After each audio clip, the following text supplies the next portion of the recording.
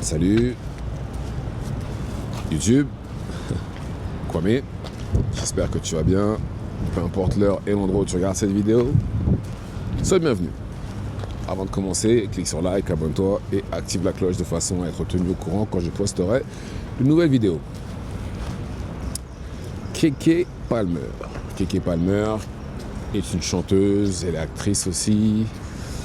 Elle fait des podcasts aussi, il me semble. Elle est présentatrice, enfin bref, elle fait énormément de choses.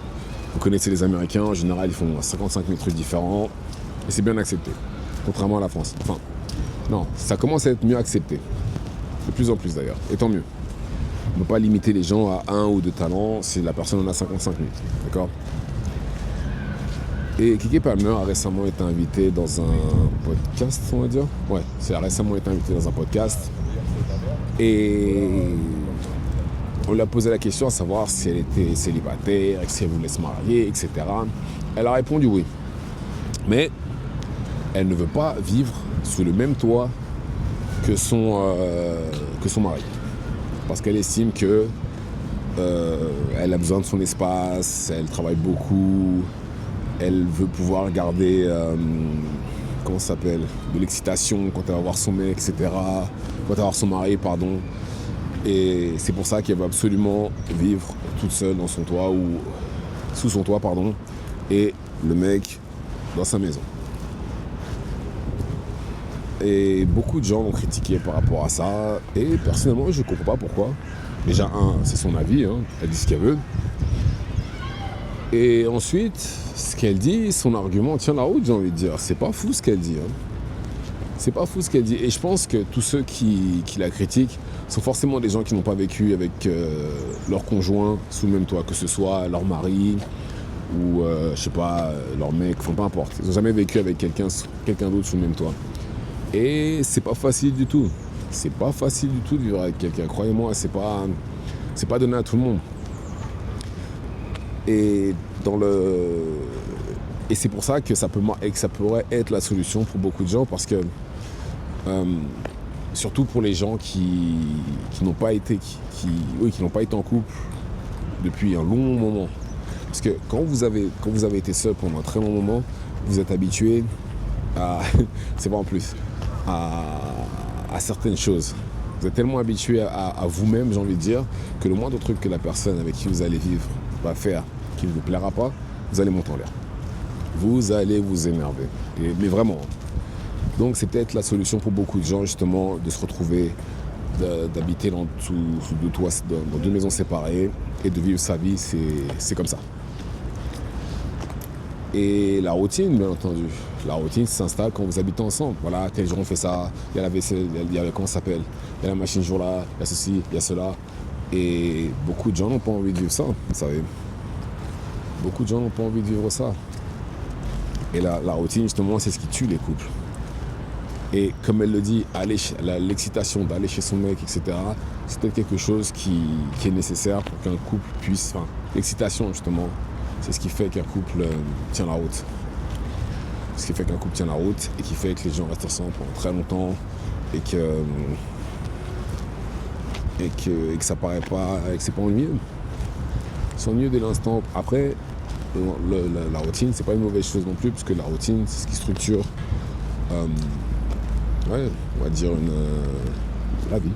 Voilà, c'est ce qui structure la vie, dans le sens où, quand on a une routine, on est quelqu'un d'organisé, forcément.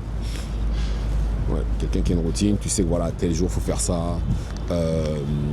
À ce moment-là, il faut que je fasse ceci. À ce moment-là, il faut que je mange cela. Et les routines, c'est ce qui fait beaucoup de gens du succès. Et c'est justement ce qu'apporte cette structure-là quand on est en couple et quand on vit sous le même toit. Cette organisation-là. Et c'est un des bienfaits d'ailleurs de vivre avec une personne. Néanmoins, beaucoup de gens arrivent à faire ça déjà pour commencer. Et en plus de ça, je peux comprendre qu'une personne n'ait pas envie de ça, enfin n'ait pas envie de vivre avec quelqu'un. Parce que c'est pas facile, comme je viens de le dire. Je suis d'accord avec Keke Palmer. Néanmoins, si vous avez des enfants, j'estime qu'il faut habiter ensemble. Pour moi, ça, c'est pas négociable. C'est pas négociable, ça, pour moi. Vous avez des enfants, vous habitez ensemble, parce que comment voulez-vous que les enfants voient un exemple? Quel va être leur exemple? Papa qui habite là, maman qui habite là. Même si bien entendu je pense qu'au fur et à mesure du temps, on va de plus en plus vers ce genre de couple-là ou des parents séparés ou des parents qui sont ensemble mais qui n'habitent pas sous le même toit. Mais je pense que l'exemple doit être deux parents qui habitent ensemble, qui s'aiment et qui font les choses ensemble. Il faut créer justement, il faut qu'il y ait de l'organisation, il faut qu'il y ait cette routine, il faut qu'il y ait cet exemple d'amour, il faut qu'il y ait tout ça. Donc, et ça, même si ça peut exister, hein, bien entendu, quand les deux parents ne vivent pas sous le même toit, mais ce sera déjà plus difficile et ce sera peut-être un peu... Bon, après, ce sera normal pour les enfants puisque ce sera le modèle qu'ils auront vu toute leur vie, mais c'est peut-être pas le meilleur modèle non plus. Pour, bien entendu, dans le cas où il y a les enfants. S'il n'y en a pas, là, après, je vais pas dire on s'en fout, mais pas loin, quoi. Et encore une fois, je comprends Keke Palmer. Est-ce que je le ferais? Si un jour j'étais amené à me remettre en couple, absolument. Plus jamais, même si je ne compte pas le faire, hein, mais si je le dis bien avec des si, ouais, chacun habite chez soi. On n'habite pas ensemble. Tu passes le week-end, il n'y a pas de problème. Je passe chez toi, on va en vacances, et oui, voilà. On va au resto, on va au cinéma, on va au bowling, au mini-golf, tout ce que tu veux. Mais on n'habite pas ensemble. Ça sort de question. Ça sort de question parce que justement, j'ai déjà vécu. Je ne veux plus de ça. Je sais ce que c'est. J'ai des enfants. Ma mission sur Terre est accomplie. J'ai plus besoin justement de me retrouver dans cette situation-là.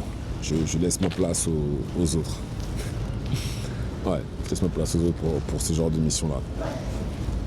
J'ai appris ce que j'avais à apprendre de la vie en communauté. Maintenant, c'est bon. Je laisse ma place aux autres. J'ai vu ce que j'avais à voir, j'ai fait ce que j'avais à faire. Je peux plus ou moins passer à autre chose, on va dire. Même si c'est pas vraiment... Enfin, je passe à autre chose. Vous m'avez compris? Voilà. Voilà. Non, franchement, vivre en couple, c'est pas facile. Hein. Vous savez, vivre avec quelqu'un, même quand vous avez une dispute, il faut dormir avec la personne. Hein. Il faut dormir avec la personne. Vous vous réveillez, vous avez la face de la personne qui vous avait énervé face à face quand vous vous réveillez. Vous dormez là à côté. Non, c'est pas